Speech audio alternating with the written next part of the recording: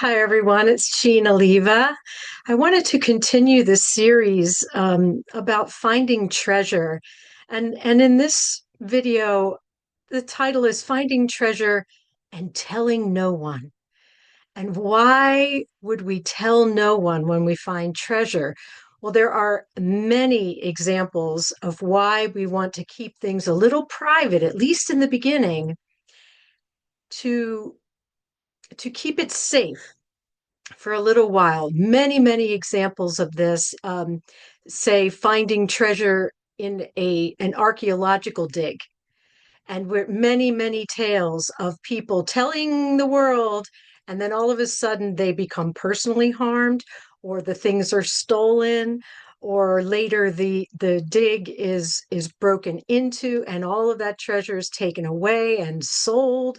There are all sorts of tales about archaeological digs where treasure was harmed because it went out to the public too soon before it could be protected.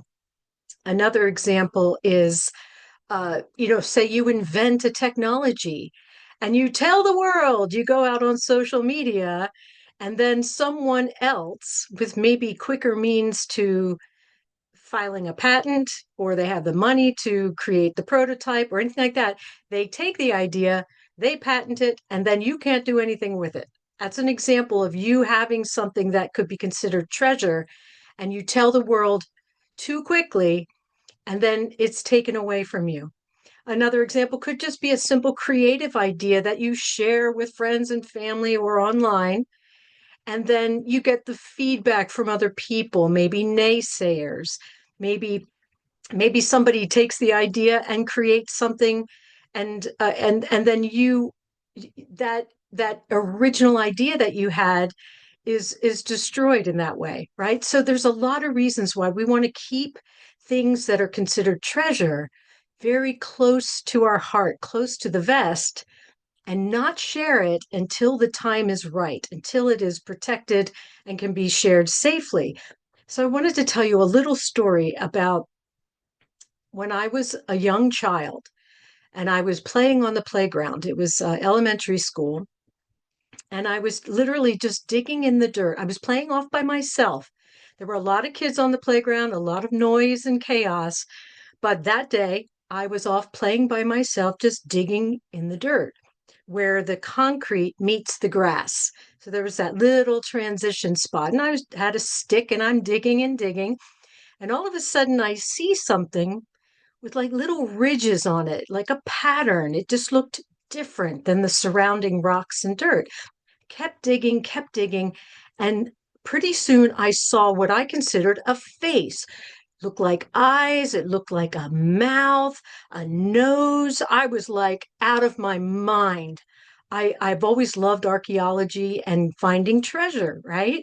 So I thought I had found an ancient carving, some talisman with magical powers. I was convinced that I had found something absolutely amazing. I was so excited I could barely contain myself, but something inside me, in my intuition, said, don't say a word, tell no one.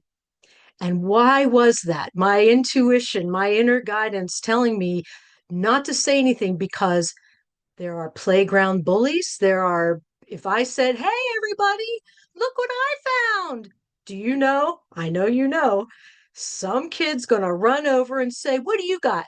And what is it? Da, da, da. And they might destroy it. They might tease me about it. They might throw it off into the grass and I'd never see it again. So I thankfully, I stayed quiet about it. I think I may have told my family. I don't know, but I kept that thing in my pocket and I tried to find out what it was. I was still convinced it was a carved treasure of some kind.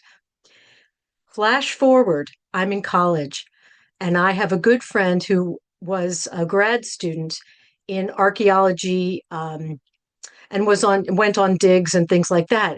I showed it to him. He said, let the faculty, I think of the geology department, I'm not exactly sure.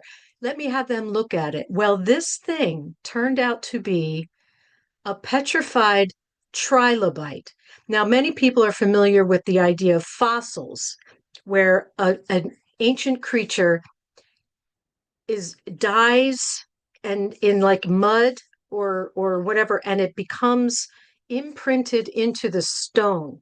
And then you might find a stone that has sort of something that looks like a fish skeleton or some kind of swirly thing or whatever. Those are fossils. Well, my treasure was a complete trilobite curled over on itself. So the ridges of its back, and maybe on I'll try and find a picture.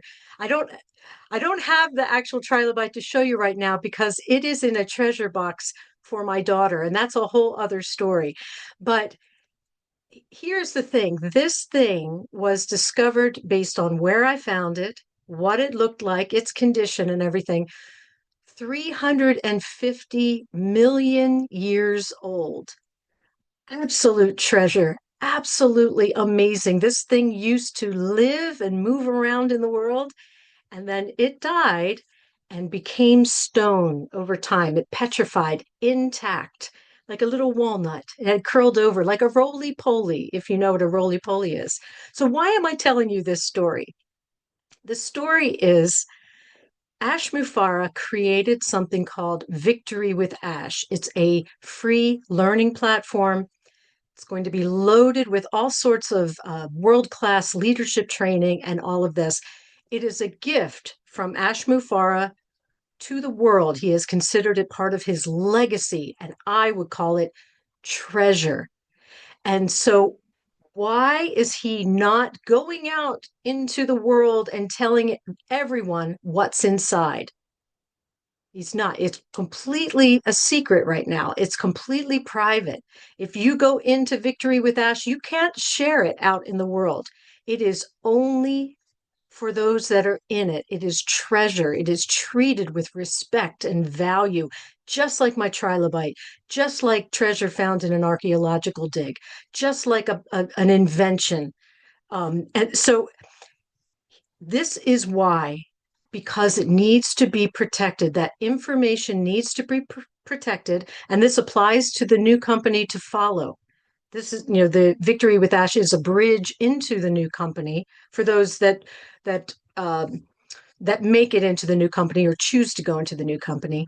It is all treasure that needs to be kept private, secret, close to the heart, close to the vest, because if it's shared out to the wider world, it could get stolen, destroyed, damaged in some way, slowed down. Any of these, just everything that can happen, just like in my examples, could happen to this absolute treasure of a platform and then moving into the new company. So I hope this analogy helps people to understand why information needs to be kept quiet, needs to be kept private.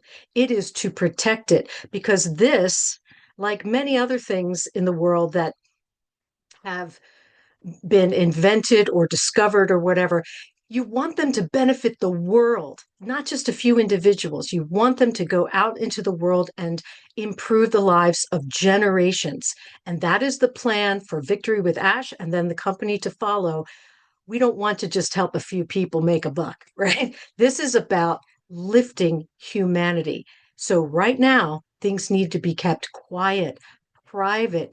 And once we're in there, any confidential information, it does not get shared out. Right. So I hope this analogy is applicable to kind of what we're going through right now, where everything seems a little quiet. There's a reason for it. It's because we are protecting something that is treasure. So thank you so much for watching.